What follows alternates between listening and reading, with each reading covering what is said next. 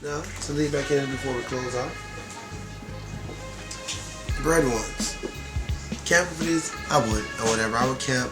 I would want to get a box price. I think it's like 140 or whatever. I would want to get that box price because I feel that paying more than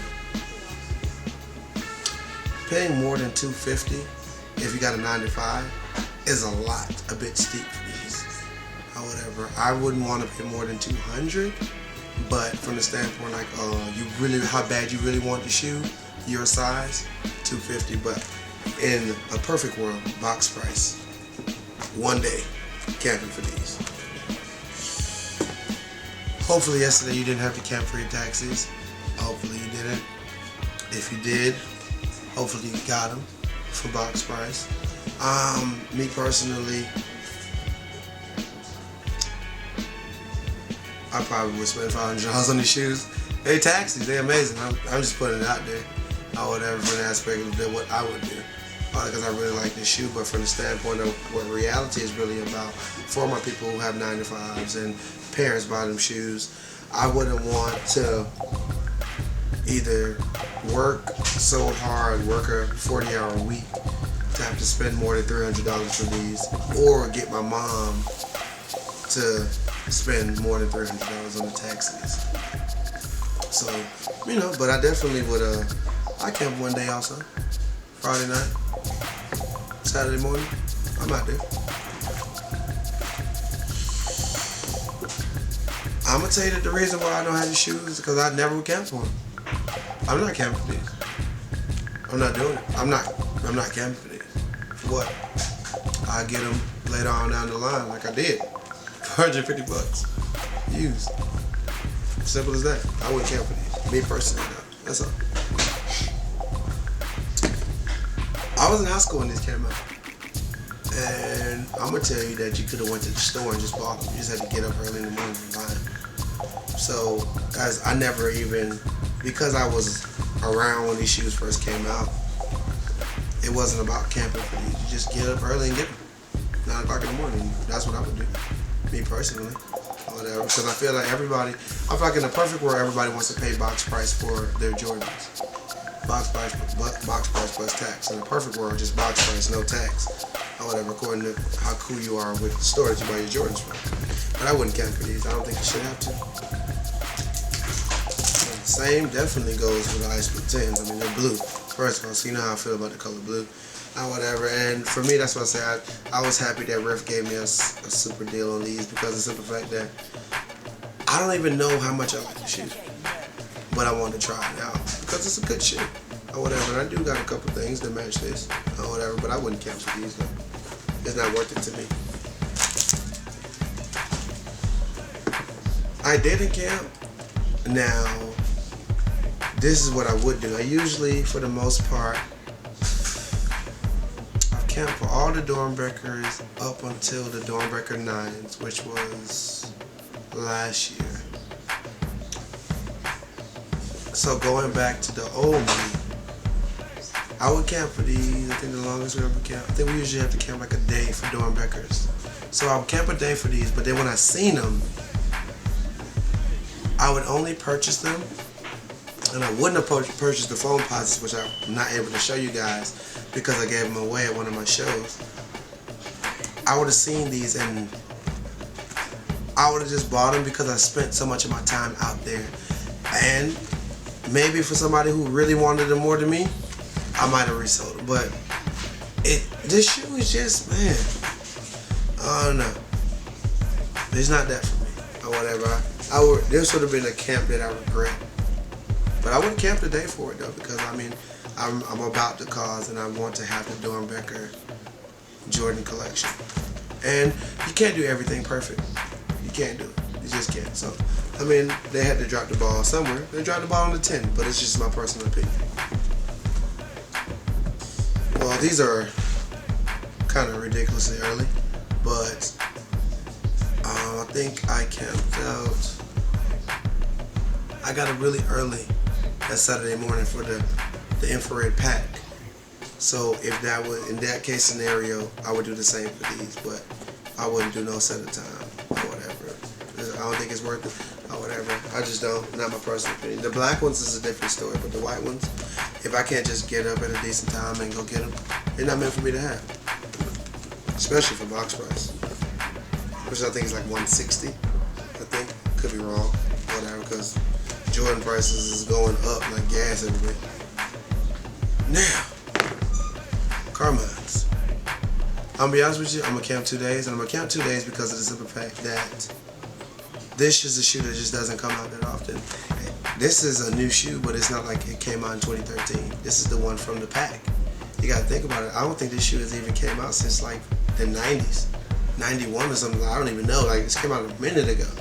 So this is a shoe that they don't release that often, and the shoe is dope, super dope. So I would count 2 days, me personally, because I just wanted to make sure I had a pair.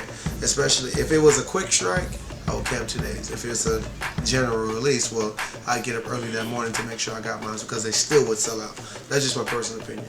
If Nike was to drop this same shoe right here, it's gonna sell out the day of. My personal opinion. That's all.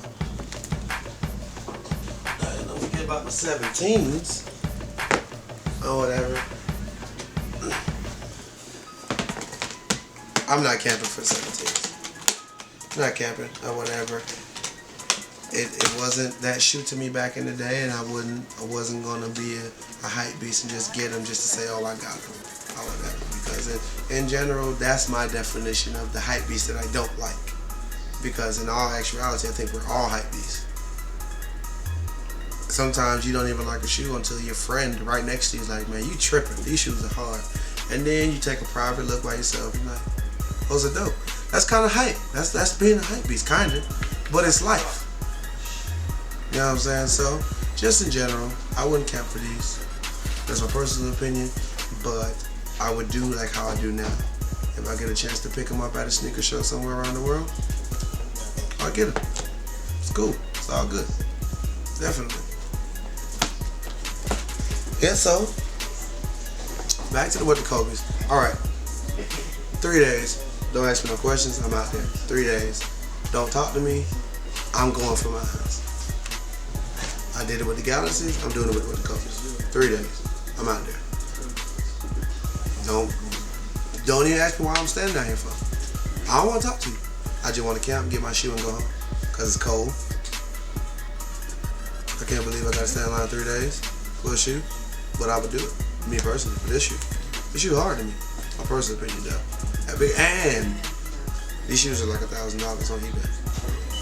I want to pay $200. Me personally. Like, I feel that you want to pay $200. So I'm going to get my tail in line for 3 days, and I'm going to, the extra $800 or $600 that you would have paid for a resale price, that you're putting that time into camping out. So I'll camp out 3 days. What to go? GPs, last but not least, I got a day and a half for you. They're soul collector GPs. This is my personal opinion. I don't even think nobody even really camped. I think my boys, they told me that they just stood out there early in the morning. They was there like midnight or something. But because I know they would be there at midnight, I would be there in the evening. So I made sure I got my size because it's just that hard to me. But you know, every shoe is different. Everybody has their different liking of why they like a shoe. Whether it's this, that, and the other, the lace lock, anything. The GP, I love the shoe because of the GP. Whatever, but I would camp a day and a half because, unfortunately, these shoes wasn't box price for me. And I wish they were, but it's all good because I really wanted the shoe.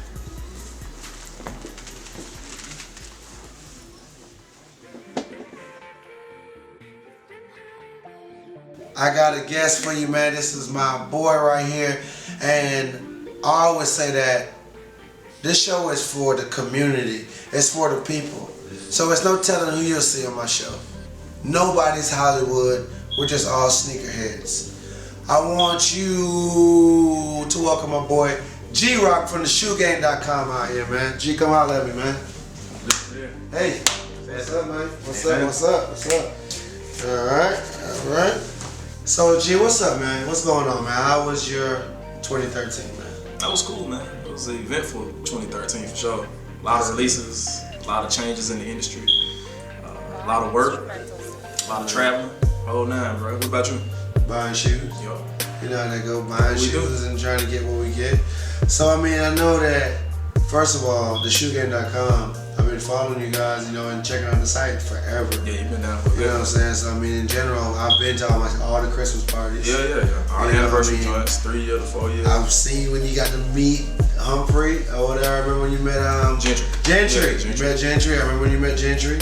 That was crazy. Yeah, that was like. You know what I'm saying? Like the whole thing about it, what's cool about the sneaker world for me is that, well, how I look at it is when somebody that I know that I'm cool with is doing something big in the world, as far as sneakers go, I feel like you're doing it for me.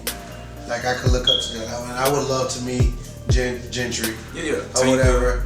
Tinker, anybody, you know what I'm saying? The site is dope, man, and you guys have took the site from a simple blog, sneaker site, to actually a source for sneakers coming from Atlanta. Yeah. You know what I'm saying? I mean, and you can't ask for more than that. All right, cool, man. Just recap on the year. We can start off, if we're going to talk about the top of the year. I got this shoe. This is a sample. I got it in January. Shout out to my Nike guy. And I debuted him, if you will, at the Project Trade Show in Las Vegas. And this was my first Roshi run. I didn't jump on it like everybody did in 2012. Respect. I pulled these joints out, man, and I've been doing the sneaker thing for a good minute. You know what I'm saying? Like before TSG, just. And you're a Nike sportswear guy anyway. In life, yeah, definitely. If it was any brand loyalty, it would be Nike because that was my era. I grew up Ken Griffey, Barry Sanders, Bo Jackson, Junior Seau, Deion Sanders. Everybody, Deion Sanders, the whole nine. But I've gotten attention and got stopped and had my looks of exclusive or rare promo samples or whatever. Right. But this shoe, I had the most fun I've ever had with a pair of shoes. Like I would put these shoes on and go to the grocery store, go to the outlet, you know what I'm saying, go to the mall, and just the amount of attention that I would get from not just sneaker people, but just people in general was dope. And then the ladies like them, so you know that's dope. Yeah, I feel you. So I definitely that lime green check I'm talking about. Yeah, that lime green check is definitely making me. And it was crazy because it was a fall 2013 release, and it was originally supposed to just be, I guess, a global release, but they only end up coming out in Europe and Asia. So people still hit me up. Like I had somebody hit me up on my personal account on Twitter the other day. He was like, "Yo, G-Rock, when the Roshi's coming out?" You know what I'm saying? They was calling them the Cheetah, just the Cheetah joints and Leopard, whatever you want to call them. But I was like, bro, as far as I know, they only came out in Asia and Europe. So I definitely had fun with these. February, Black History Month. It's my first pair of Kobe's ever in the history of Kobe's. I just thought I bought the Kobe Ace this year was my first. See, you doubled up on those. Kobe's is really good shoes. Freaking the tribal pattern on this, the laces, the midsole, the sock liner design. It was just, it was crazy. I like the Black History Month they put behind the tongue right here. I don't like that detail. Bro, I've been wearing these. I ain't never even seen that. I ain't even gonna lie to you. I ain't never even seen that. I just stuck my foot in them. But overall, it's just super sick. Yeah, that 3M hit on the swoosh. The 3M is the laces. The 3M is crazy on there. That's what I'm gonna tell you. This was a sick shoe. Like I don't want to like just go too hard on it, but I mean, people got this shoe. They know. If you brought it to the show, you like the shoe, so do this your shoe. Yes, sir. You know what I'm saying? Super clean. Shout out to Nike. And I met the guy. I can't even remember the designer's name, so forgive me, man, if you're watching. Next, we had the collaboration between Babe and Ape, Undefeated, and of course Adidas. This is the ZX 5000. It was slated for like a fall 2012 release, and I think they had some issues with materials or the sample process or whatever. They finally came out this year, and it was just super clean, man. You know, Babe, you know that freaking signature camo, and then they had hit you with the red, white, and blue stripes. I really can't go wrong with it. Neutral colors you can wear or whatever. Camo's dope. Super comfortable. I'm actually looking for another pair, so somebody out there got an 8.5, 9, holler at me, Adidas, if it's a sample size 9. Send that my way. Not bad. Yeah, man. So I had that. I appreciate you bringing still. I never seen them in person. I work now, definitely, man. These clean. super clean.